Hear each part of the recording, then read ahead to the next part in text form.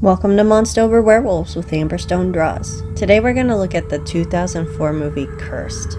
Cursed is a weird little entry on this list. It's the story of a woman and her younger brother who both get bitten by a werewolf after a car accident. I could spend 5 minutes just talking about the cast list.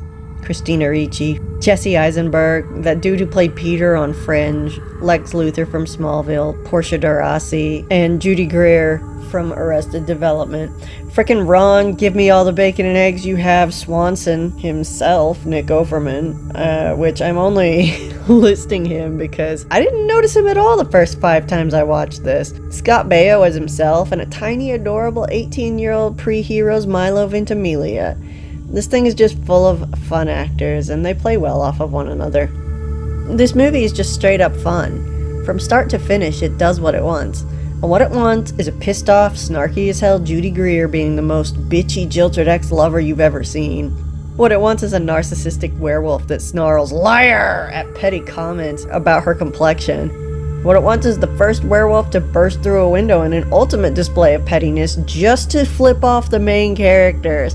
What it wants is a werewolf golden retriever. And what it wants is Jesse Eisenberg playing Teen Wolf on the wrestling team at school and growing claws and scuttling around the ceiling of his house like Spider-Man. And what it wants is tiny Milo Ventimiglia professing his affection for another man and then, when rejected, sticking around to help that man out and actually changing to become a better person. And then he weirdly gives his new friend his old girlfriend, and she's somehow immediately cool with this turn of events, and the three of them go off into the sunset together. This movie isn't great. It's got weird mixed messages, like the above example. It had script problems and was in production for way too long. They went over things again and again. Rumors float around that there are 4 movies worth of footage, and the experience for the people on it was just weird, but I kind of love it despite its problems. And what problems they are! The wiki page for this reads like a nightmare, with effects master Rick Baker doing the werewolf designs and effects, only to have them cut out in reshoots, and boy, was this thing reshot, recast, rewritten. It's widely thought to be one of the worst werewolf movies ever made, and all I can say to that is, watch more werewolf movies, guys. Get a few more Blood and Chocolates and Dark Wolf under your belt. The werewolf in this movie is well done. It's a big Krynos wolf with a bit of underbite, a weird affectation, but it helps set this one apart from the other werewolves. The practical effects make for a really great take on a werewolf. The CG is dated. They did a great job, and you can see what they were going for, and what they were going for was pretty neat and ambitious, and also put in way too bright of lighting. But it's also unrealistic and really obviously CG. Its inclusion is also a point of contention since they bumped Rick Baker werewolf stuff to put CG in. How much did we lose? Who knows? Remember that 4 movies worth of footage line I threw in up there? It's impossible to even speculate on what was done. There were like 8 other actors, including Corey Feldman and Mandy Moore, that did stuff for this movie that just got cut out. It just disappeared. This is such a mixed bag and such a difficult thing to comment on, so from here on in, we're gonna just focus on what we actually did get.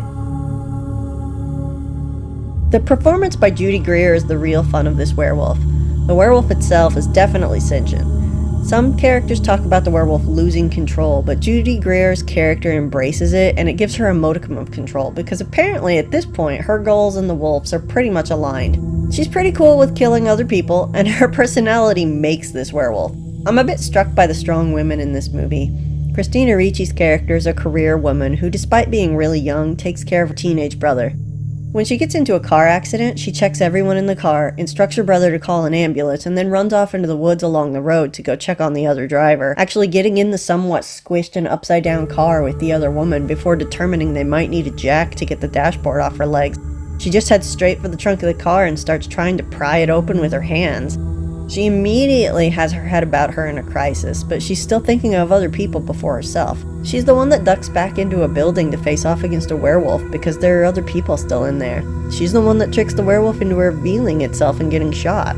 She's the one that kills the final bad guy in the end. I went through this thinking she didn't have a lot of character, but that's not true.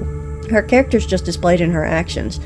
She's the kind of person who gets things done because they have to be done, and she's used to taking charge and finding a solution. Things she's probably had to do a lot since she's clearly the head of the household at a very young age. Judy Greer's character is an obvious badass for reasons discussed above, though her obsession with a guy leads to her downfall, which is not the most powerful reason for a woman to get the knife in this movie. I also want to see what she's like outside of the context of this movie. She tries to warn Ricci's character off of the werewolf even. Is that because she's looking out for her? No. It's more like she wants him all to herself, but there might be other motive in there.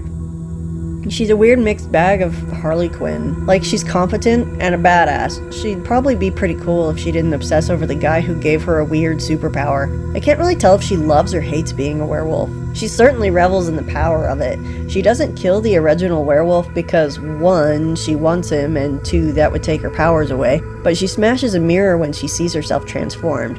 She's so at war with herself. And yeah, she's maybe the bad guy.